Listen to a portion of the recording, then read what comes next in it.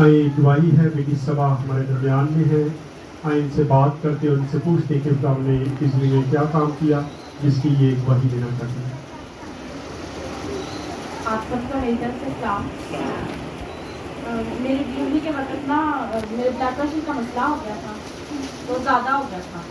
BP मेरा कम नहीं था हो रहा, तो डिलीवरी होने में भी 4-5 हफ्ते बाकी थे।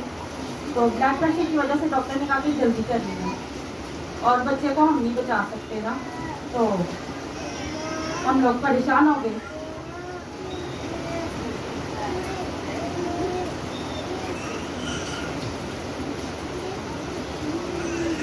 फिर मेरे मियाँ ने कहा कि आप ना पास्टर को फ़ोन करो और दुआ करवाओ। तो हमने भाई साहब को फ़ोन किया और हमने 2 दफ़ा दुआ करवाई, और जब मैं ऑपरेशन के लिए गई तो फिर मैंने दुआ करवाई। तो मेरे मियाँ ने कहा कि कुछ नहीं